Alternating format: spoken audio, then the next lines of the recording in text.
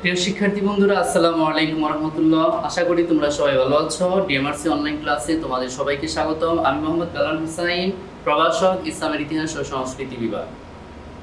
তো বন্ধুরা, গত ক্লাসে আমাদের 1 নম্বর এবং 2 নম্বর লেকচার কিন্তু শেষ হয়ে গিয়েছে। আজকে আমরা তৃতীয় লেকচার নিয়ে আলোচনা করব। তো 1 নম্বর লেকচার কি ছিল? আমাদের সিলেবাস পরিচিতি, আমাদের পাঠ পরিচিতি, গ্রন্থ পরিচিতি, এগুলো নিয়ে আমরা আলোচনা করেছি। 2 নম্বর লেকচার ইসলাম পূর্ব আরবের ভূপ্রাকৃতিক বৈশিষ্ট্য, এগুলো নিয়ে আমরা আলোচনা করেছি। তো ইসলাম পূর্ব আরবের যে ভূপ্রাকৃতিক বৈশিষ্ট্য, সেখানকার যে আরবের ভৌগোলিক অবস্থান এবং সেখানকার জলবায়ুর প্রভাব, তারপরে ইসলাম পূর্ব আরবের সেখানকার মানুষের জীবন আচরণ, উৎপাদিত পণ্য, তাদের জীবন সংস্কৃতি, সেগুলো নিয়ে আমরা বিস্তারিত আলোচনা করেছি।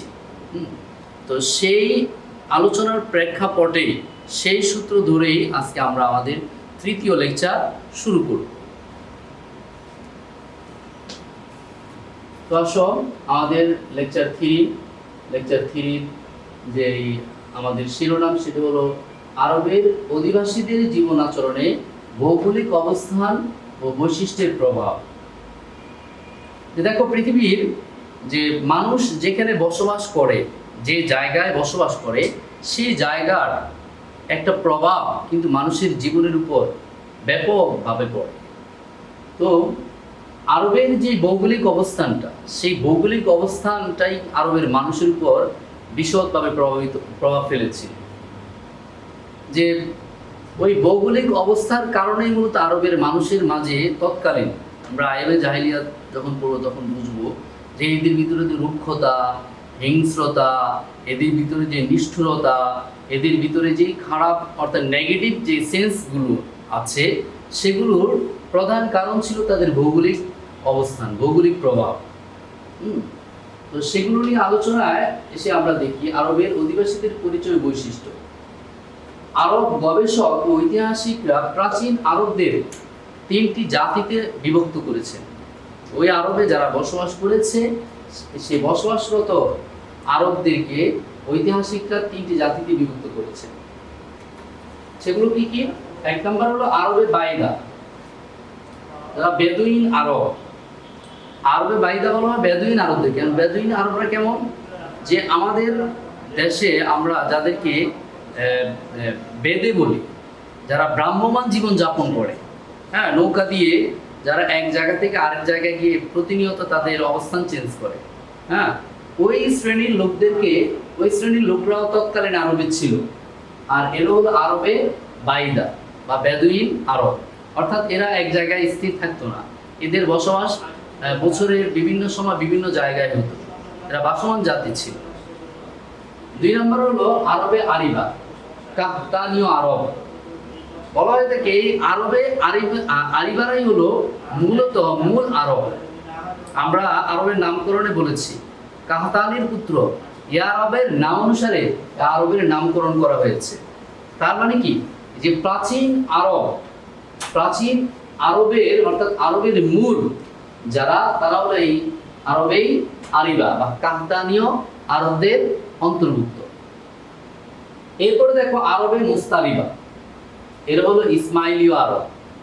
যে আমরা ইসলামের ইতিহাস, যার মাধ্যমে উৎপত্তি, যাকে কেন্দ্র করে ইসলাম পৃথিবীতে এসেছে, সে প্রফেট মুহাম্মদ সাল্লাল্লাহু আলাইহি ওয়াসাল্লাম, পয়গম্বর মুহাম্মদ সাল্লাল্লাহু আলাইহি ওয়াসাল্লাম, যেই বংশে অর্থাৎ আরবের যেই বংশে তিনি জন্মগ্রহণ করেছিলেন, সেটা হলো যে ইসমাইলীয় আরবদের মধ্যে।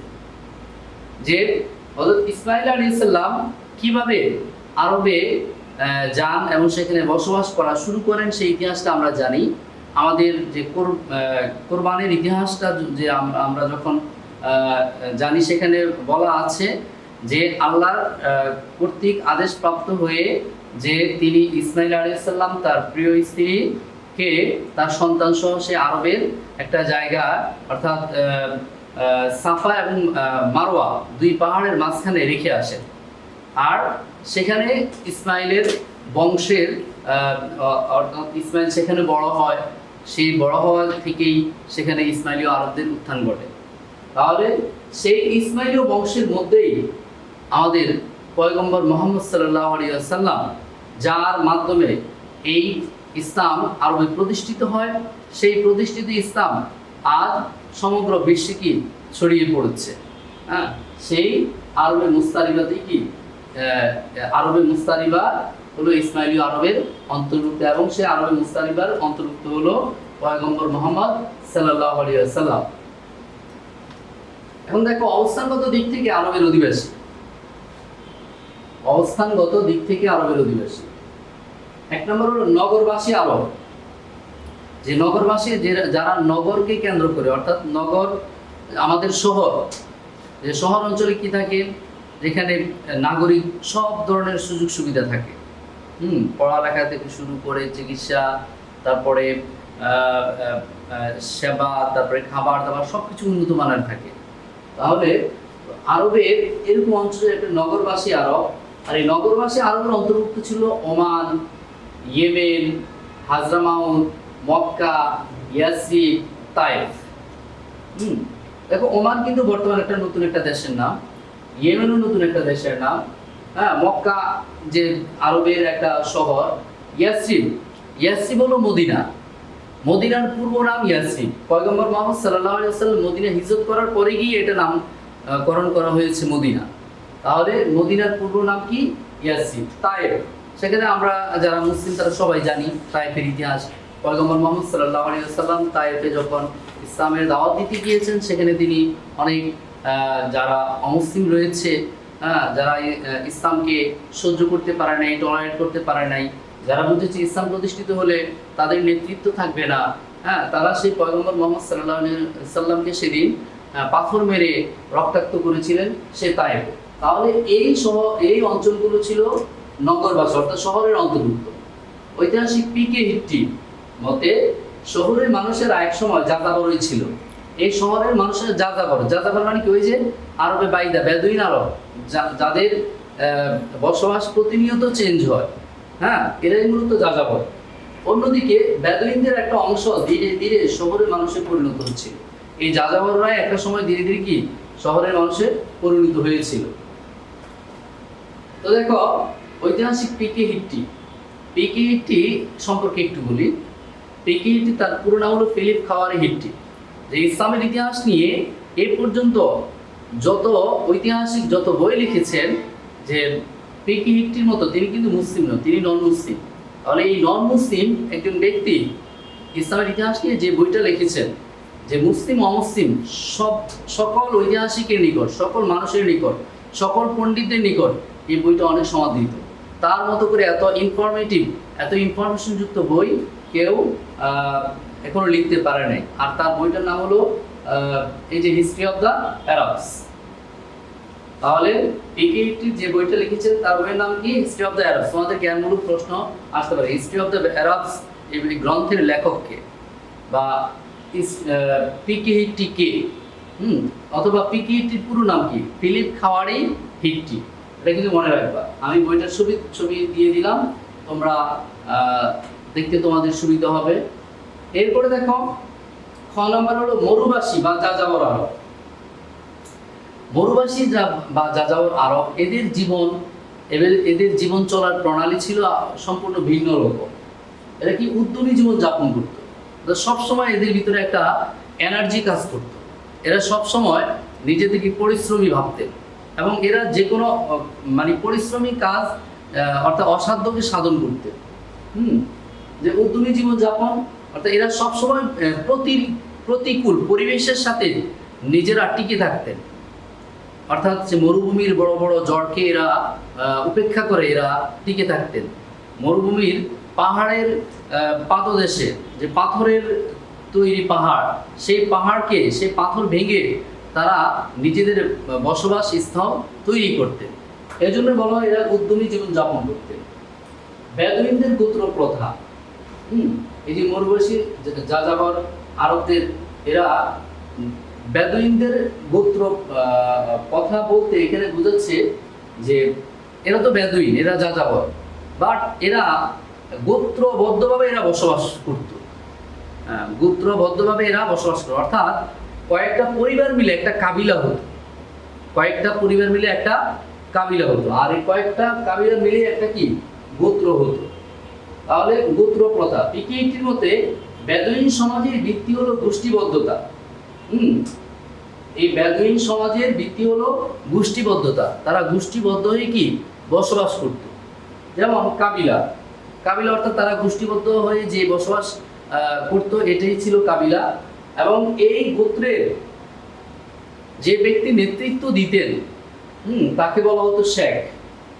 যে আরবদের যে রাজনৈতিক যে ব্যবস্থা, সেই ব্যবস্থায় কিন্তু এই শেখদের গোত্র প্রথা নিয়ে আমাদের আলোচনা আসে।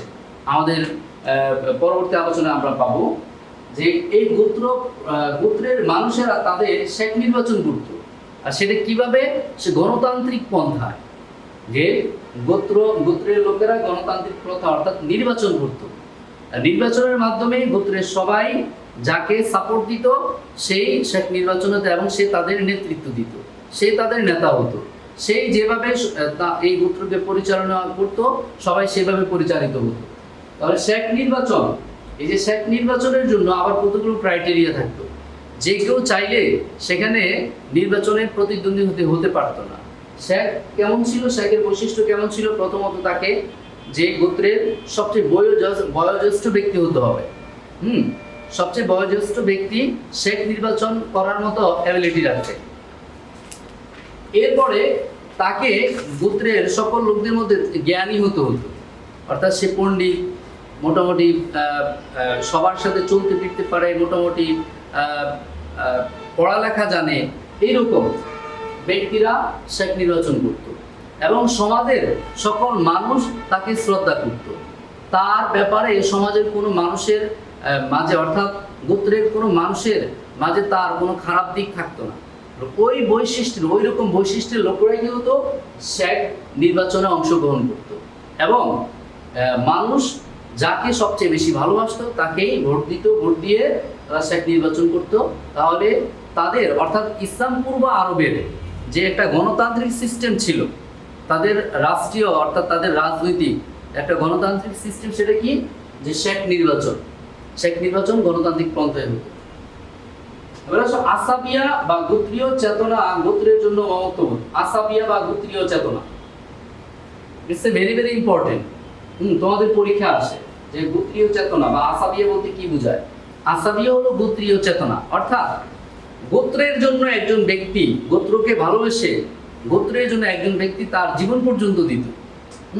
আর এটাই ছিল কি আসাবিয়া। গোত্রের জন্য মমত্ববোধ ও জানমাল উৎসর্গ করার মনোভাবকে আসাবিয়া বা গোত্রীয় চেতনা বলে।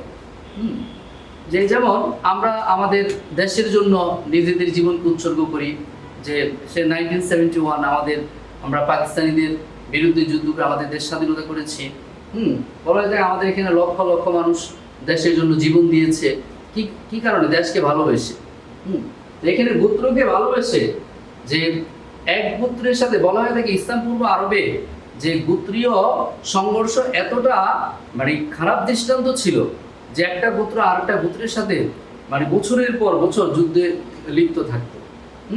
এবং ওই গোত্রবদ্ধ যারা পুরুষ থাকতো এরা গোত্রের প্রতি এতটা টান, এতটা ভালোবাসা দেখাতো, তার জীবনকে পর্যন্ত সে কি শেষ করে দিত। তাহলে এটাই ছিল কি আসাবিয়া বা গোত্রীয় চেতনা। এর ব্যক্তি স্বাতন্ত্র্যবোধ ও আতিথেয়তা। ব্যক্তি স্বাতন্ত্র্য, তাদের ব্যক্তিত্বপূর্ণ সম্পূর্ণ ছিল, অর্থাৎ তারা যেই কথা বলতো সেই কথার মধ্যে স্ট্রেট থাকতো।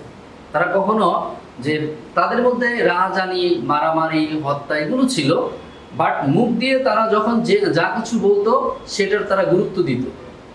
তারা মিথ্যা কথা ওইরকম কিছুতে তারা কখনো আপোষ করতো না। আতিথেয়তা, যে ইসলাম পূর্ব আরবের অনেক খারাপ দিকের মধ্যে একটা ছিল আতিথেয়তা, অর্থাৎ কোনো শত্রু যদি মেহমান হয়ে, অতিথি হয়ে কোনো শত্রুর বাড়িতে যায়, তাহলে সেই শত্রু কিন্তু তার শত্রুতা ভুলে গিয়ে তাকে আতিথেয়তা, তার মেহমানদারি করতো।